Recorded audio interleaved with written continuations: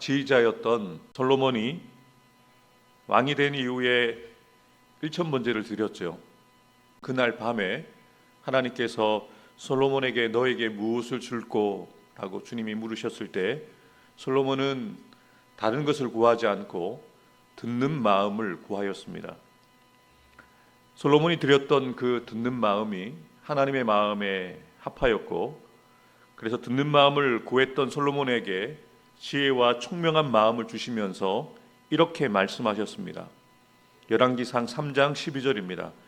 내가 내 말대로 하여 내게 지혜롭고 총명한 마음을 주노니 내 앞에도 너와 같은 자가 없었거니와 내 뒤에도 너와 같은 자가 일어남이 없으리라.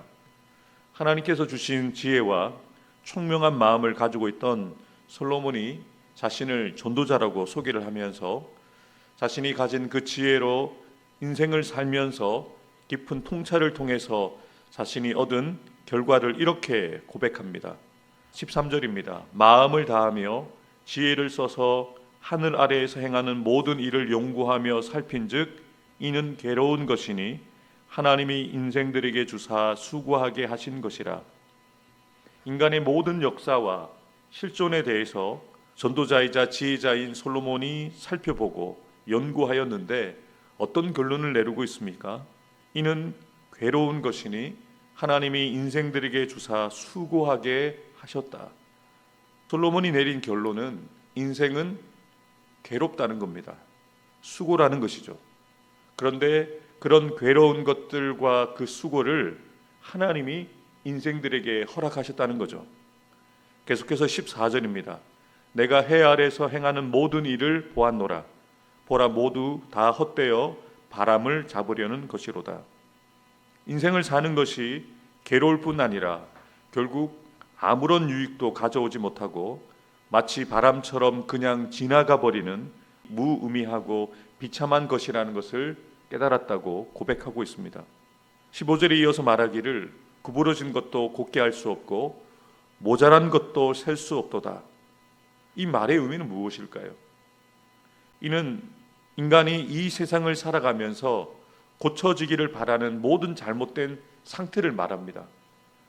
우리가 이 세상을 살아가면서 보게 되어지는 부정부패, 범죄, 사회적 불평등, 이러한 문제들은 불완전하고 죄인되어진 인간의 실존으로 인해서 절대로 고쳐지지 않는다는 것을 깨달았다는 거죠.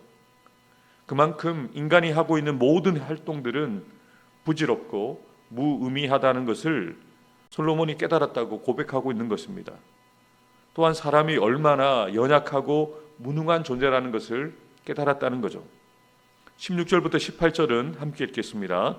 내가 내 마음속으로 말하여 이르기를 보라 내가 크게 되고 지혜를 더 많이 얻었으므로 나보다 먼저 예루살렘에 있던 모든 사람들보다 낫다 하였나니 내 마음이 지혜와 지식을 많이 만나 보았음이로다. 내가 다시 지혜를 알고자 하며 미친 것들과 미련한 것들을 알고자 하여 마음을 썼으나 이것도 바람을 잡으려는 것인 줄 깨달았도다. 지혜가 많으면 번뇌도 많으니 지식을 더하는 자는 근심을 더하느니라. 아멘. 솔로몬은 스스로 자신이 이전에 있던 지혜자들보다 더 많은 지혜와 더 많은 지식을 만나보았다고 고백합니다.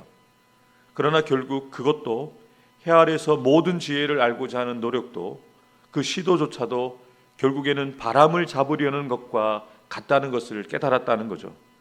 그래서 그의 많은 지혜와 지식이 오히려 인생에 대한 번뇌와 근심만을 더해 주었다라고 고백하고 있습니다. 그러면서 솔로몬은 어떻게 사는 것이 잘 사는 것일까? 또한 어떻게 살아야 가장 후회가 없고 만족스러운 삶을 살 수 있을까라는 질문을 던져보았던 거죠. 그래서 이러한 질문의 답을 찾아보기 위해서 자신이 직접 시험 삼아 자신의 인생의 낙을 위해서 여러 가지를 시도해 보았다라고 고백합니다. 2장 1절과 2절입니다. 나는 내 마음에 이르기를 자 내가 시험 삼아 너를 즐겁게 하리니 너는 낙을 누리라 하였으나 보라 이것도 헛되도다. 내가 웃음에 관하여 말하기를 이르기를 그것은 미친 것이라 하였고 희락에 대하여 이르기를 이것이 무슨 소용이 있는가 하였노라. 솔로몬은 이 세상에서 인간이 쾌락을 위해 할 수 있는 모든 일들을 절제하지 않고 한 가지씩 시도해 보았습니다. 먼저 사람들이 그토록 좋아하는 술로 자신을 채워 보았죠. 술로 육신을 즐겁게 할까 하여 술을 먹어 보았습니다. 그런데 많은 술을 마시면 마실수록 자신의 육신의 만족을 얻게 되어지는 것이 아니라 오히려 허탈함만 느끼는 거죠. 결론적으로 술은 답이 아니었다라고 고백합니다. 그래서 전도자는 다음 단계로 넘어가죠.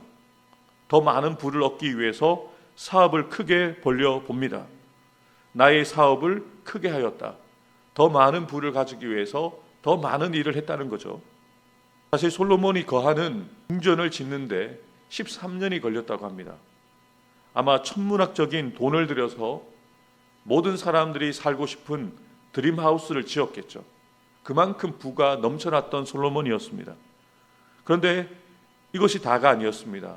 궁전을 13년 동안 하나만 지은 것이 아니라 예루살렘 외에 밀로, 하솔, 묵깃도, 게셀 등의 여러 개의 성들을 지었다는 거죠.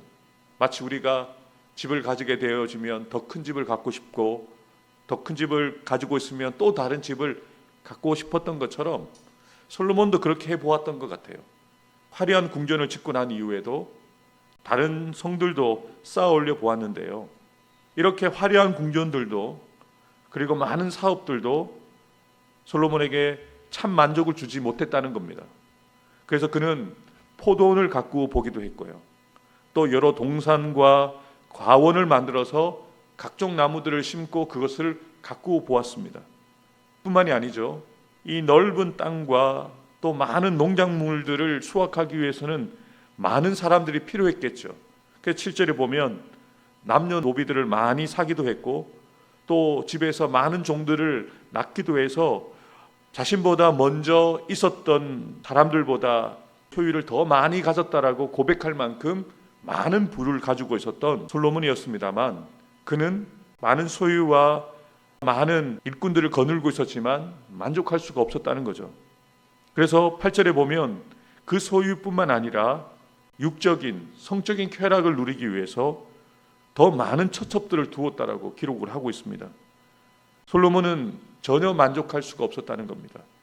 조금은 행복할 수 있었지만 그러한 것들이 자신을 만족하게 하지 못했다라고 고백하고 있습니다. 술도 만족이 없었고 재물도 유흥도 만족을 줄 수 없었고 성적인 쾌락도 만족을 줄 수 없었다라고 이야기를 하면서 이렇게 이야기를 하는 것이죠. 2장 10절 말씀 함께 읽겠습니다. 무엇이든지 내 눈이 원하는 것을 내가 금하지 아니하며 무엇이든지 내 마음이 즐거워하는 것을 내가 막지 아니하였으니 이는 나의 모든 수고를 내 마음이 기뻐하였음이라. 이것이 나의 모든 수고로 말미암아 얻은 몫이로다. 아멘. 솔로몬은 해 아래서 해보고 싶은 것은 다 해봅니다. 가지고 싶은 것은 다 가져보았습니다. 누리고 싶은 것은 다 누려보았습니다. 그렇게 자신이 원하는 것들을 즐기고 경험했으나 그에게 잠깐의 즐거움을 주었어도 그가 간절히 찾고 찾았던 참된 기쁨과 만족을 얻지 못했다는 것이죠.